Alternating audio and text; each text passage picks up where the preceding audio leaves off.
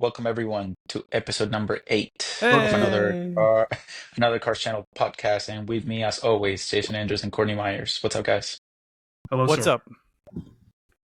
It's been first off, Happy New Year. Happy New Year. Yeah, is this our first one of the new year? No. We did This one is our last. first one of the new year. Is it really? Let me know. Yeah, we Yeah. did one New Year's Eve Oh, or that's New right. Yeah. Year's, like maybe at the 30th, and then this is our first one. So All right. I hope the new year has started great for both of you, and to all the listeners and subscribers. If you haven't subscribed, please subscribe. But to everyone, we hope to bring you a lot of things this year, a lot of plans for the channel and for the podcast. And um, yeah, Yep. I ended the year on a bang, and I have some updates regarding that. Yeah. Today's episode, we're going to talk about that plus some new pricing for the ZR1, which has been revealed. And Courtney has some updates about his car. And since the news about my car, some other GT350s have blown up, so we'll talk about that as well. Yeah. We will piggyback off of that. Sounds great. So I'll go first since I seem to Mario, have. is it my janky internet or is there something wrong here? You're frozen on my screen. I'm frozen on my own screen. Can you see me? I hear you, Ooh. but you're frozen. Yes. I am frozen, so I'm just gonna turn off my video for now and then see if I come back. All right, cool. Yeah, let's carry on. Hopefully, Riverside fixes it. Yep, my video's still frozen. Lovely. All Anyway, right. so we'll start with This would be good. This would be good one for Spotify if we get up there. yeah. We'll start with the news that I have to share. So, I'm saying good. I said goodbye to my GT350, and I had to do it because, from what I understand, the engine was just not was not in a good place, and I was given a deal that I don't want to talk about too much because it was a little bit too good to be true.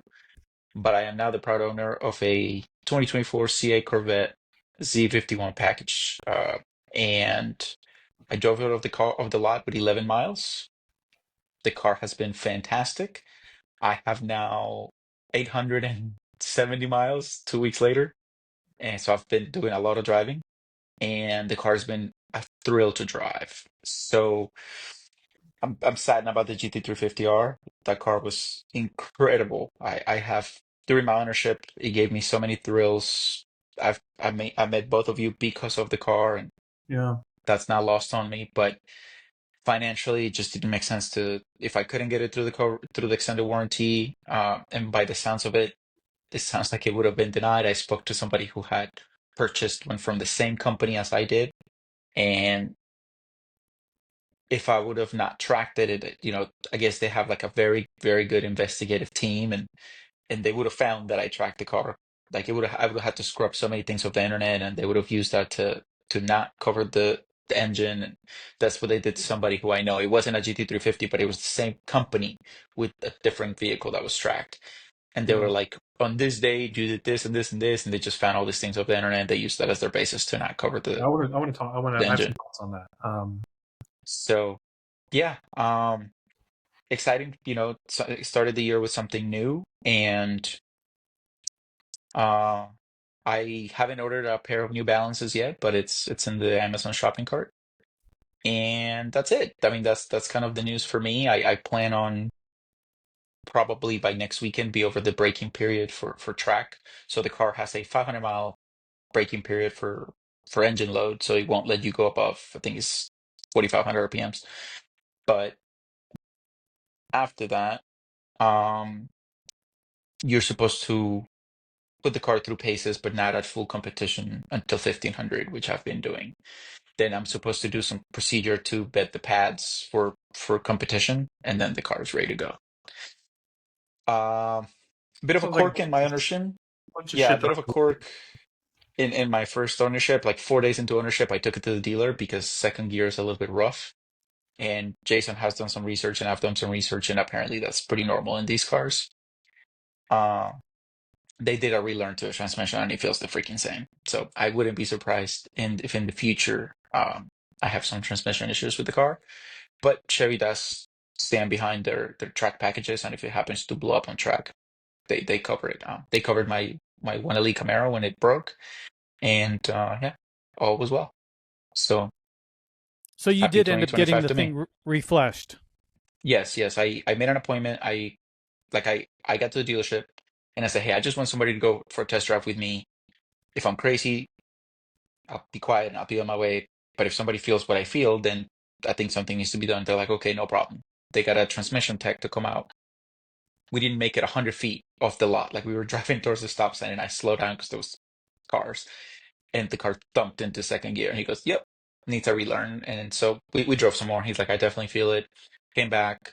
Um, it was almost a 5 hour deal for something they told me that takes 2 hours. I'm not gonna get into that. Hmm. But then they said, car's done, feels great, da da da. And I had an appointment I had to get to, so I couldn't go on a test drive with them.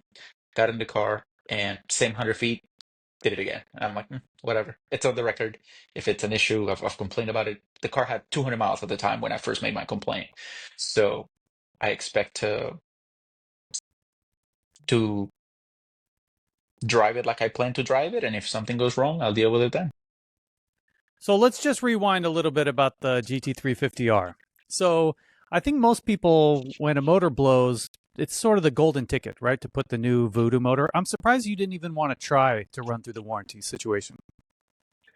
I'll tell you why. So, and Courtney, I love you, but the situation you're in, and I'll let you tell your part of the story. But Courtney's car went down in August or September, Mm-hmm. and we are now in January, and he hasn't had his car this entire time. I'm still making payments on my car. I know his car was paid off, so again, in my position to deal with an insurance claim, and if it got denied, now I have this 12 to $15,000, you know, repair bill plus my monthly payments I was making on the car. Like it's just not a good situation to be in. And then who's gonna do the work? Am I gonna have Ford do it? Am I gonna go through a performance shop? Was I gonna do Courtney's route and fix every little things? Because if Ford were to do it, they would just put a crate engine in the car and then off you go. And so I'll tell you this. The minute everything went down, I made two memes and I posted them all over like the GT350 owners group, da da da da, and the stories started to pile in. There was a guy, he was like, I've never raced mine. I mean, three engines later, Voodoo number two, like new model, blown up. I have screenshots of everything. And what's really funny, in one group, I had like over 100 people agree with me. And there were like three or four, oh, you just don't know how to maintain it. And so, like, again, they might be the exception if they haven't had any issues, but the rule is these engines blow up.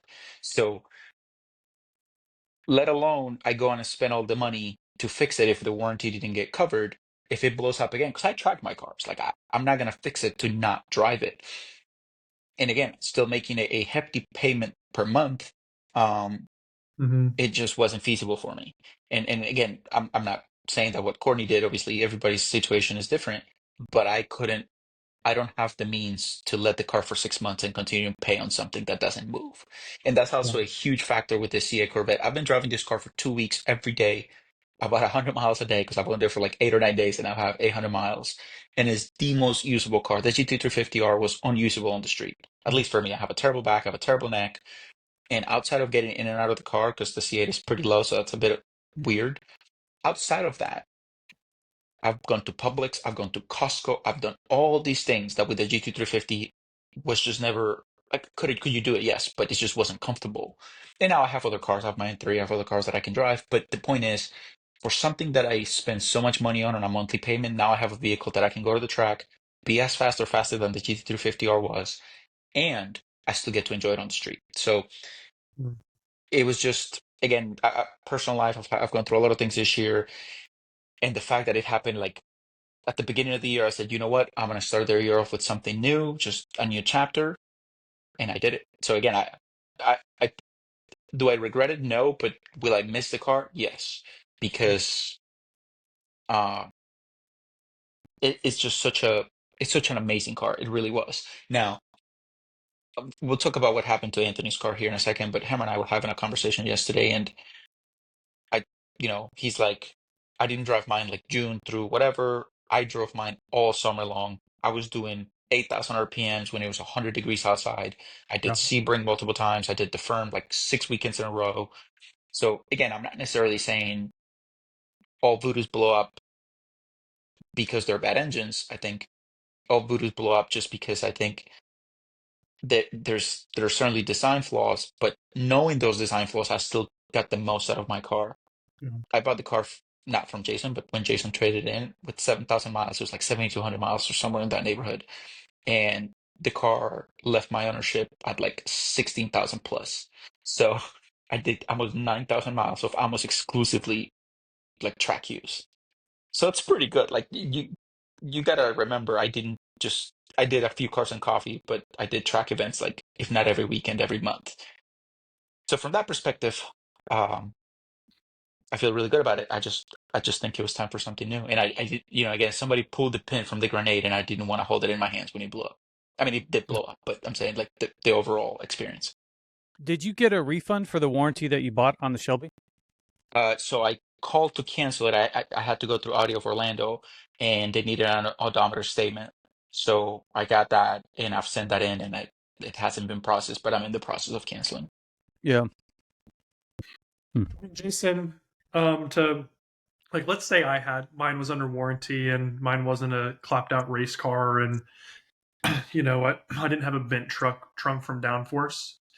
Um, and I took it to Ford, and they said, "Hey, yeah, we'll put a Gen 2 stock engine in here." I would have still went the route I went because I wasn't going to put another one of those engines in my car. Hmm. Right? I want one that's built by a race shop that's made to and know, like, they expect that I'm going to go take this to 8,000 RPMs and hold it there for an hour straight. Right? That's what I want my engine to do. Right? Um, I think the and I want somebody to disagree with this in the comments here, but I think the GT350 engine as it sits is a great car for guys to go on the street, take it to red line, every now and then, and go around a corner and hook up, take it to a track event here or there. But that engine is not made for the track exclusively. And that's where I have a problem with, like, Mario, what you said when we started is like denying insurance claims. Oh, because you tracked it. You say it's a goddamn track car, right? You put, like, you tested at the Nürburgring. Like, you say it's a track car. Don't tell me I can't track it or deny my claim because I tracked it, when literally that's what you built the car for and that's how you marketed it. That's a problem I've always had with that kind of stuff. So yeah, I was gonna go race route anyway. And while we're on that, um, ran into a slight snag with my shop. I don't want to get into it because this isn't a good forum for it. But there was a payment that got lost in transit, and I don't know whose fault it was, whether it was the shop I took the car to or the race shop, and it doesn't matter. Um, so there, I sent my deposit to the shop I took it to on December 6th. It didn't get to the race shop until like last week. So there was a whole like gap where the RPG wasn't working on my engine because they didn't have the money, which I understand. So now I talked to RPG. They're working on it. They said, I said, hey, I've been down. I'm almost 10 grand into this. I've been down since August. Like, what are we looking at here? And they said, hey, we know you've been waiting forever. I said, with our turn right now, they said you will have this engine back in February. Now, they didn't say if that's February 1st or February 29th, but engine should be back in Florida sometime within 40 days, and we'll go from there. So that's kind of my update. So realistically, if it gets back, let's say February 15th, what I do when the engine's back in the car, like what mods and upgrades I do then. Do I have it tuned at this shop? Do I have it tuned somewhere else? That's still kind of TBD. But I should have an engine in a car in February of 2025.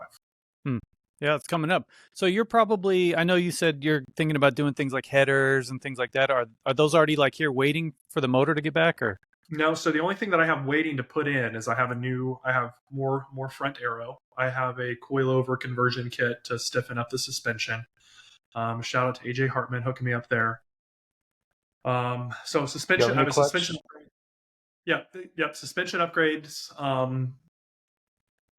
more front aero, new splitter, and a clutch, right? So regardless if I do headers elsewhere, which if I'm going to do headers, I'm going to do when the engine's out, right? It makes sense to do headers and clutch now. But I do have a clutch at the shop ready to go. So that was I got a Vengeance Stage 2 from Anthony.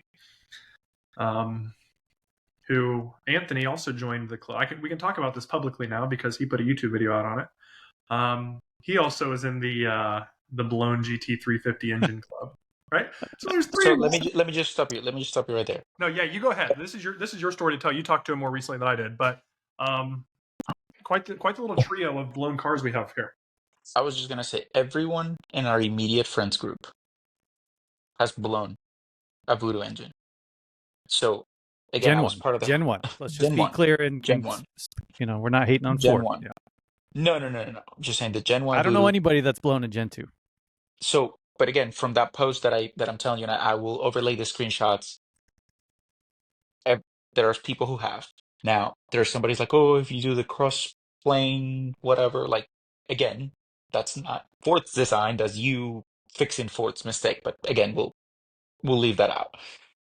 But what I will say is this: he also endured 30,000 miles and 9 years of ownership and all these things. So again, anything that you take to the track it's gonna blow up. So right, it's just some of these cars blow sooner than others. And like I said when we had the conversation, like, oh, we don't hear 911 guys saying that. Well, we're not in those circles. right. Now that I'm in this CA Corvette owner circle, everybody complains about the transmission. Yeah. Like everybody's like, oh my God, what do I do with this? And everybody's like, well, if you're under warranty, you're kind of screwed. But if you're under warranty, Chevy says they're gonna take care of it. So will I have my car long enough for it to matter for me? But what I'm, again, I don't want to come across like I'm trying to hate on the GT350 and the Voodoo engine. Do they have their delicacies? Yes. And every few blow up without any reason. I don't think mine falls in that category. I don't think Anthony's falls in that category because we drove, and you, Courtney, as well. We drove the cars very, very hard. Sorry. But I think, he fell in that camp for a while that, his never had an issue, but now it has. And it's put him in a position because he has his GTD allocation to think about. Does he fix this engine? Does he, get rid of the car and kind of shifts his focus towards that? I talked to him a little about yesterday and the day before. And from what I understand, he has something planned with the car for his channel and what happens from that point, he'll address it with his followers. But it's one of those things that when you race these cars or track them, you run the risk of that repair bill. And he's one of those people that he did like I think he was like the New Smyrna Speedway and he was doing races there. And I think he even got contact with a car once. And so he got a lot out of his ownership and or at least the life of his engine. So I commend him for it. I think he was one of those true owners that got the most out of the car. Like I said, I jumped ship before I had to deal with it. Some people have a problem with it. Some people understand my position. Like I said, to make those payments for something that is just sitting there losing value on top of it because the car has lost value over the last 2 years. So, yeah, I could go on a rant about that too. That yeah, these are Mustangs, man. They're not they're Mustangs. Maybe the Mustang GTD will be different, but a GT350 is still a Mustang. I will shout that from the rooftops. So if anybody's watching this saying it's going to be a collector car, yeah, you might make 20 grand on it in 30 or 40 years. That's broke boy behavior. Like, find another way to make 20 or 30 grand, right? That's not my GT350 was never my investment strategy. And attack me in the comments if you want. Please, I want somebody to attack me and tell me I'm wrong and call me, insult me and say that I'm wrong there, but it's a Mustang. And I will stand firmly on that. So yeah, these aren't collector cars. And again, I'm gonna go into a ramble here. But yeah, like if you think about race teams, right?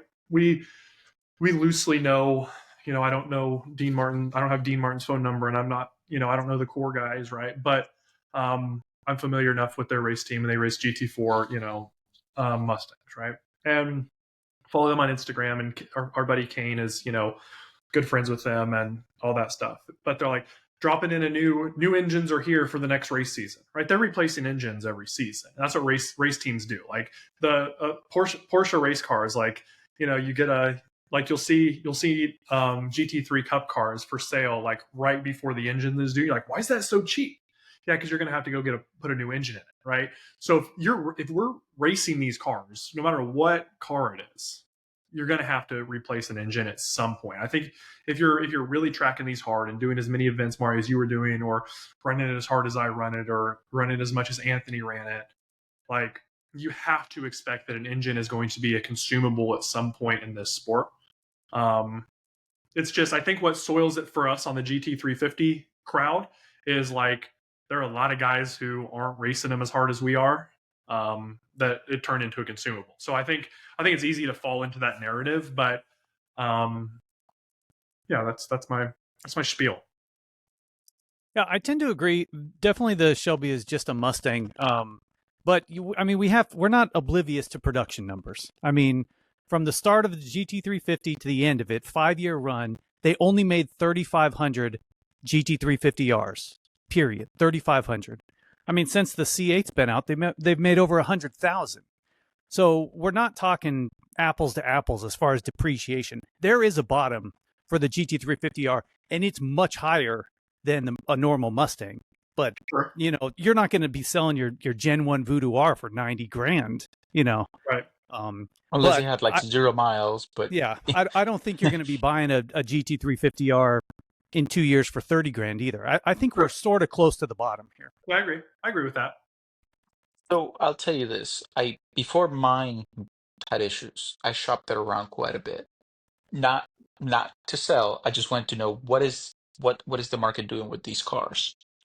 And this was about 2, 3 months ago. And it was kind of brutal in the sense that a lot of people don't know what they are, and to them, when you pull the VIN, it doesn't really say GT350R, it just says GT350. Like you have to know how to sell the car. And We're 5 years for a late on car, this conversation, but um, we're what like happened? 5 years late on this conversation. But Well, sure, but at the same time, well, it's relevant. true. There is a lot of regular GT350s on the road. Like in my area, at least, like at Cars and Coffee, like there was usually just 1 or 2 hours, me and somebody else. But the regular GT350, there are tons. Like I just saw one driving back from my haircut today. So it's Yeah. it's tough to know. And I think the similar is gonna be with the C8. Like, the Z06 probably not gonna be that many, and the ZR1, which we'll talk about here in a minute, it's not gonna be that many. So, and then we know that the GTDs only have like a 300 or whatever production run. But before we move into the ZR1,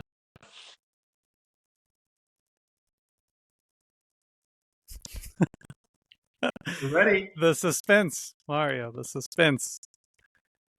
Just to follow up a little bit while Mario's reconnecting, I mean, they built over 10,000 Z06s just last year, right? So we're still on a production variant comparing it to the GT350R.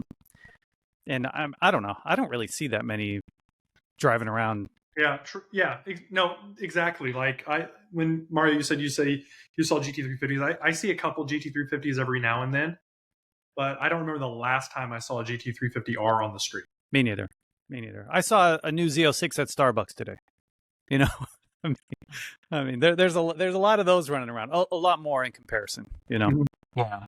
Now, before we move into the ZR1, I do want to pose the question: what do we consider a supercar nowadays? Is it because of the price point? Is it because the engine's in the back? Is it because All right. Please performance? don't say your C8's a supercar. Please don't. No, I would never. But I'll tell you this. Let me ask you It's a let me tell you comfortable why I'm car to asking go to this question. Publix, Courtney. We've already learned it's a grocery getter. Let me tell you why I'm asking this question. When I had my GT350R, I ran with a lot of the guys that have supercars, and a lot of these guys tend to be more elitist, if you will. Like they want their people with expensive cars to be part of their group. But I snuck in because either I made them look silly on the race car, or they thought I was a cool guy, or they generally respected the GT350R. I'm not sure. Yeah. But like I was always kind of like a sore thumb at all these meets where there was like, the McLarens and all this stuff. And the car that for the price point that kind of blends in with those cars, it's a C8 because it does look, you know, more expensive that it really is. It's a Yep. $70,000 car. I'll agree with that. Uh, but but then you start to look at performance, and probably from about 10 years ago till now, some of these production cars that aren't that expensive, relative. Like again, the GT350R, I think knew its sticker at like 75 grand, 80 grand, whatever it was. And that's a car that has serious performance, but it's not a supercar. But it can compete with supercars in certain at certain racetracks and with certain things. I mean, it's 520 horsepower, naturally aspirated. Like that's really good numbers. And again, the CA comes mine is like the 495 because it's the Z51 package, but 500 horsepower in a car that has the engine in the back and it does things really, really well. And then obviously you start to watch all the reviews and you compare them to some of these other cars that cost 2, 3 times the money. And are they better? Slightly, but are they? And I try to pin it back, and I remember that when the Nissan GTR came out in 2008, and that car was 78 grand, I think, like fully spec'd out, and it was doing things that it was beating Ferraris, Lamborghinis, R8s left and right. And then the ZR1 came out, I think, a year later, and that kicked everybody else's ass on the C6 Corvette, and that was like the supercar killer. What has become the definition of a supercar now? Is it the price or is it the performance? I think price, performance, exclusivity. Um, I think and I'll be quick here, Jason, so you can get your opinions in here. Like, I think the Mustang, even the GT350R, is a muscle car, right? I think the C8 is a muscle car that can blend in with the supercar crowd just because of its appearance. Like, I will admit, I'm gonna be the Mustang guy while you're in Chevy land now, but I admit that the Corvette C8s look better than I think they look better than a GT350. I think they're more exotic looking. I think they're just a more premium looking car. So I think that's part of their sales push, because somebody can go get one now for 60 grand and roll in the hypercar clubs, right? But when I think supercar, I think Lamborghini, I think Ferrari, I think McLaren, I think Bugatti, I think stuff like that. There are probably other manufacturers I don't know about, right? Because I'm not staying up. I'm like looking here, and no, Bugatti, Pagani, and Koenigsegg. Those are considered hypercars, right? So they're in even a higher class. But yeah, price, exclusivity, and performance. I would never call a car that costs under 150 or $200,000 a supercar.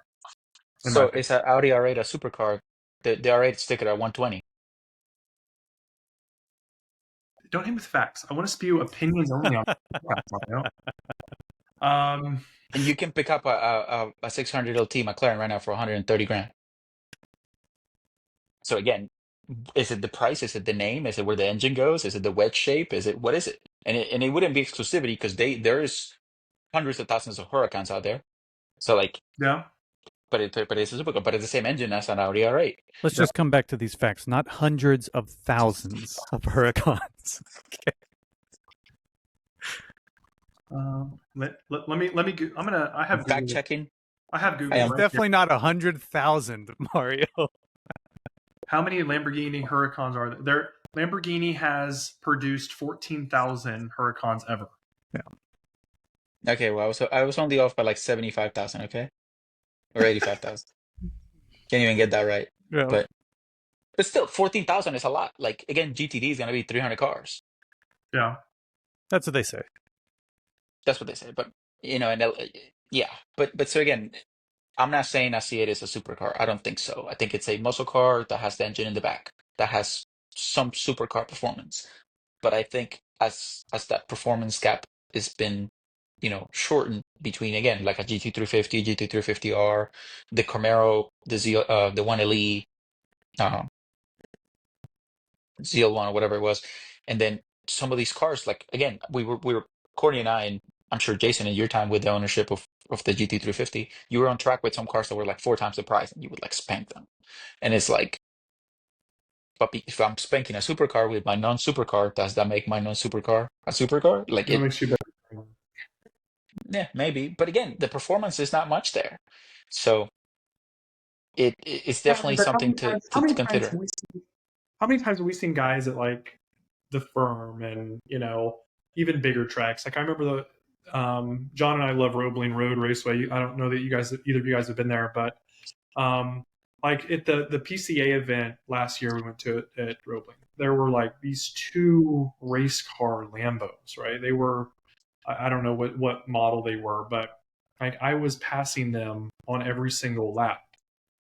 I mean, maybe they were on street tires, I was on slicks, blah blah blah, all of that. But like I was beating a $200,000 or $300,000 Lamborghini with my GT350R, and I'm sure both of you guys have passed Lamborghinis on the track, right? You look at who's driving these Lamborghinis; it's inexperienced drivers who have more money than skill, right? And there's a balance there, right? If you can afford a Lambo, why am I going to go buy a? Why am I going to start out with a Miata if I have $1 million in the bank because I can, right? Ego is going to win every time, and you're going to go buy the Lambo, right? Not everybody makes the right decision when it comes to sport car or racing progression.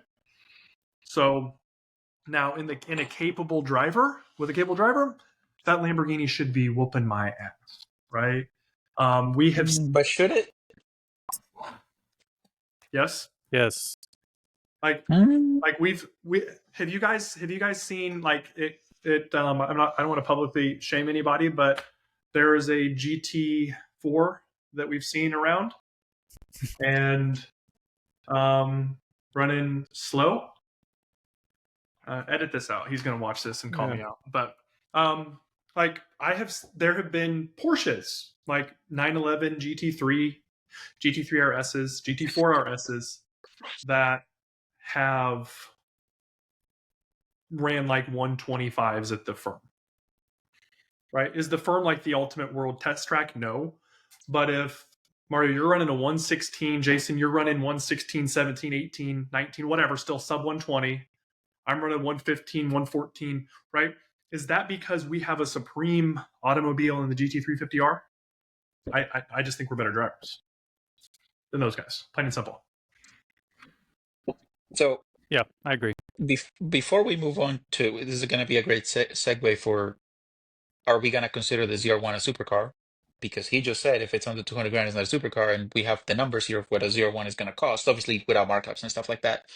But the GT350R did the Nürburgring at a 730. The Huracan LP610 did it in a 728. So you're telling me that you wouldn't consider a car a supercar with a 2 second difference at the ring, but it's 4 times cheaper, like sticker versus sticker. So I don't think a Lambo like again, is it a Performante like that's under 7 seconds? Like sure, but when you say oh, a Lamborghini, any Lamborghini should be beating a GT350R, not like for like, and so Well, it does. It is it, faster at the ring. I mean, Yeah. it it is. is. Well, You just again, said it's faster. Okay, so I Googled, is ZR1 a supercar? Google's AI says, yes, the Chevy Corvette ZR1 is considered a supercar. Okay. And then Motor Trend says the ZR1 persists as the supercar with a muscle car mindset. So I think that's probably, yeah. well, and the reason I ask it that way is because the price was announced this week, and the base, the one LZ Coupe, is going to start at $174,995. So 175 grand for the crown jewel that Chevy has ever made. And then there's a couple of packages. The convertible, it's about 10 grand more, and then the 3LZ Coupe, which I'm assuming that's like the spec out one, it's going to be at 185, and then if you want a convertible of that, it's going to be 195. So it still keeps you under 200 grand. Now I'll tell you that the convertible on the C8 is a joke. Anybody who paid extra, because even in my model, if you pay extra if you want the convertible, it's like a $7,000 upcharge. But my roof comes off the same as the convertible does. It's just a manual process versus an electric one. But they I know can the roll down their ZR1. back window. Mhm. Yeah, I'm not paying 7 grand for that. People like it, I guess. Yeah, no, it looks great. I just and I'm pretty sure the convertibles have an issue with that window where the water sits when it rains and like it leaks into the car. I've seen some people complain about that, so that's one of the reasons I didn't want a convertible. Plus, I already own a convertible anyway. But for the money, we always seem to get back to a ZR1 versus GTD. this thing is going to end up costing. Obviously, there are going to be markups, but with the production numbers, like it's going to be one of those things that if dealers sit on this, they're probably not going to overcharge people as much as the GTD will, because there's not going to be as many of a limited run. So if you end up getting your ZR1 for under 200 grand, even if it's the base, you're paying again about half of what a GTD is going to cost you. And once we get official Nürburgring times, we'll know, is it, if it's the same performance for half of the money. I still think Ford fumbled the bag with the price of the car, not with the car itself, because the car could be amazing. I just think the price is crazy. But I'll leave it to the two of you to think. What do you think about this price, and what do we think? What do we think we're going to see as far as sales when it comes to the ZR1? I don't think Chevy is targeting the Mustang to compete with. I mean, as far as the GTD, it's half the price and twice as fast. I mean, there's not a comparison there. They're not benchmarking the Mustang GTD. Chevy could care less, I think, what Ford is doing. That's why they bought the 458 to like benchmark their car or whatever against. So I don't know. I think it's a silly comparison now that the ZR1 is just so much better, I think. Wow, hot take.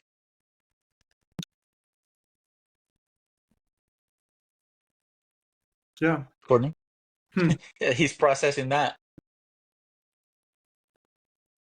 Yeah, I mean, well, I guess we'll have to see lap times and whatnot, but I have a feeling the ZR1's going to significantly outperform the GTD. That's my guess, or maybe not. Now, is the GTD a supercar?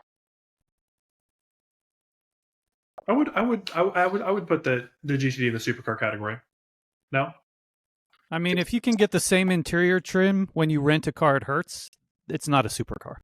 Yeah. You can rent a C8. You can rent a Mustang. All that has the same thing as these cars we're talking about. You're not renting a 458 at Hertz down the street, at budget rent-a-car.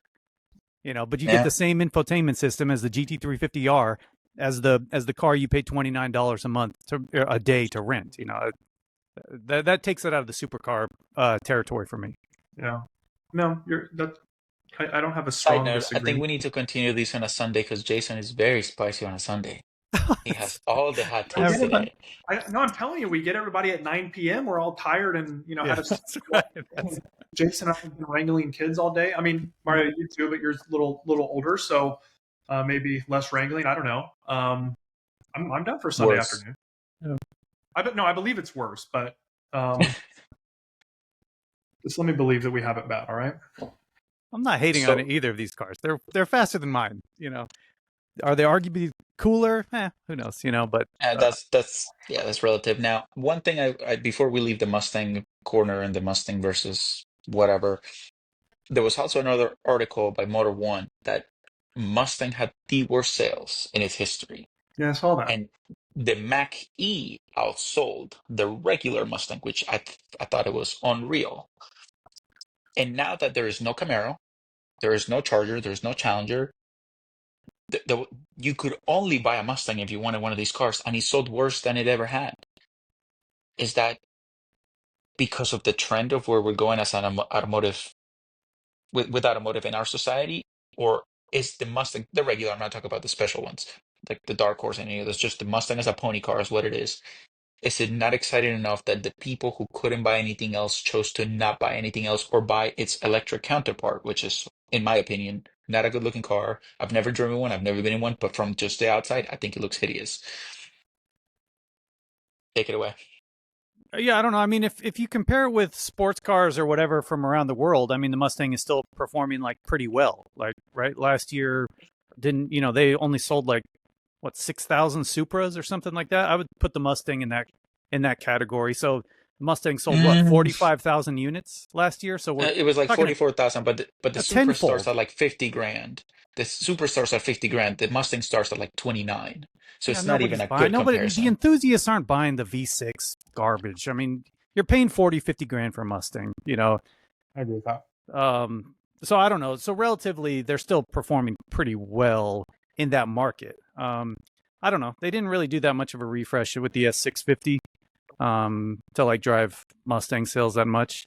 And yeah, I think generally we're probably on a decline, especially when your neighbor's Model Y is faster than your Mustang at 90% of the tasks. Yeah, Still getting that over is the true. sickness from the Rivian, man. Yeah, Fuck me up. yeah.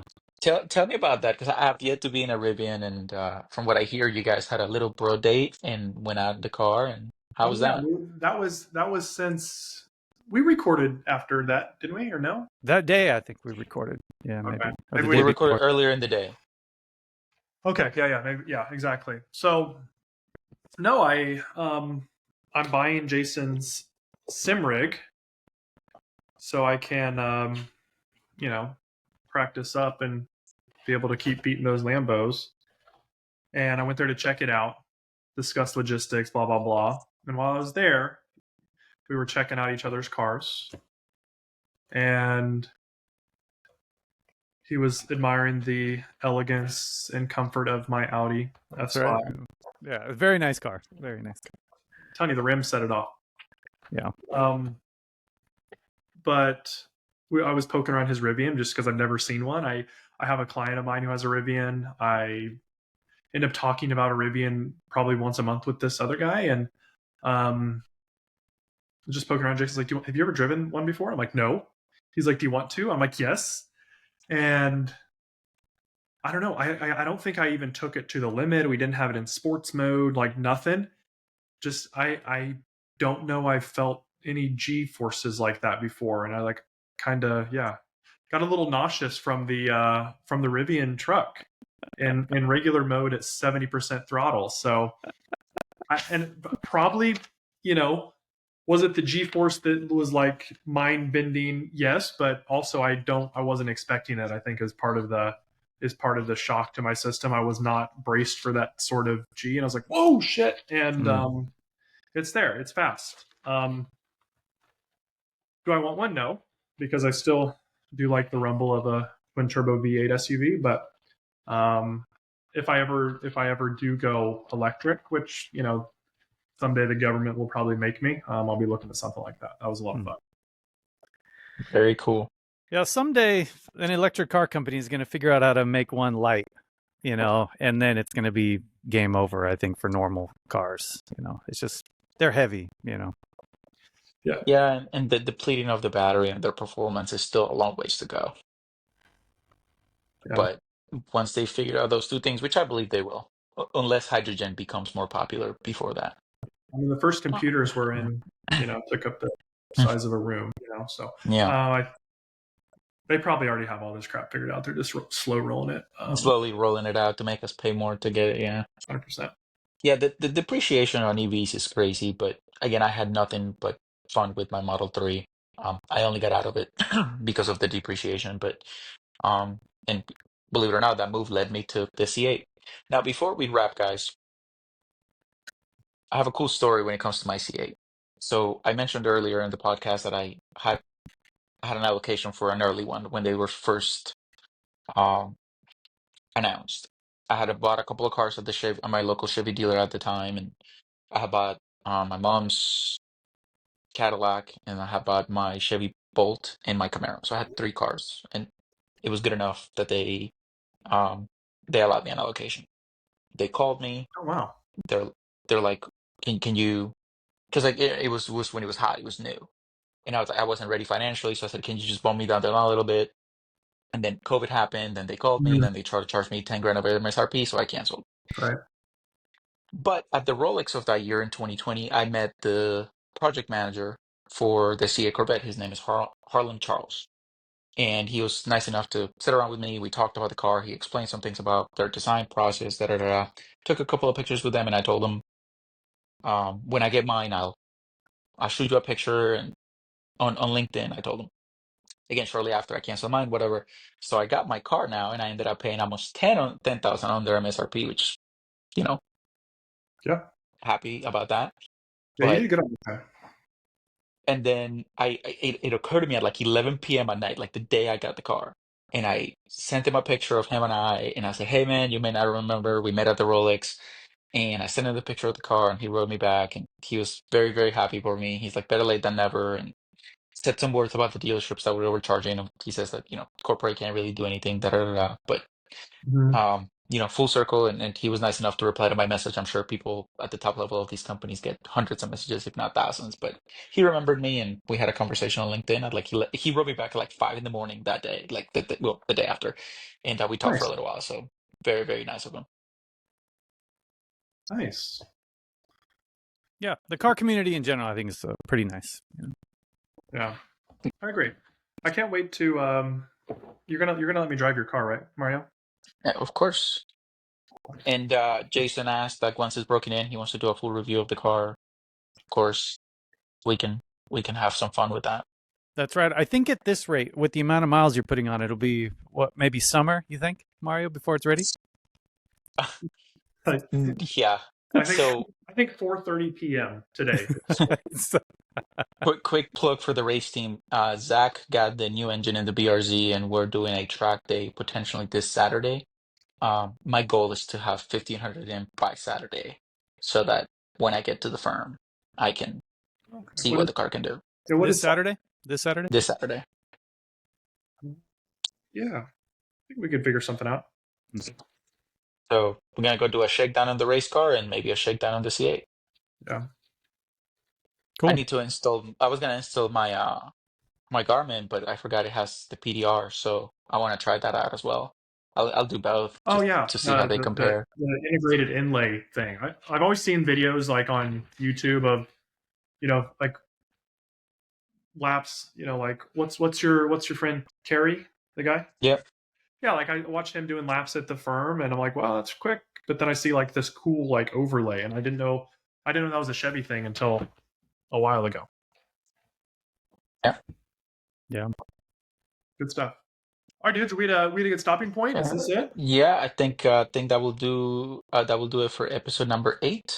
We got through a few good talking points, and We got to hear Jason let's get about everything. and we'll have episode 9 after next weekend. That way I can tell you guys how the track went. Great. Perfect. Cool. Yeah, we need to do a if and when, not an if, but when we make it to the track together, we need to just spend 15 minutes and record a little bit there. Jason, let's do it this weekend. You got plans? I think Saturday could be a thing. I could do the C8 review while I'm down there too, maybe.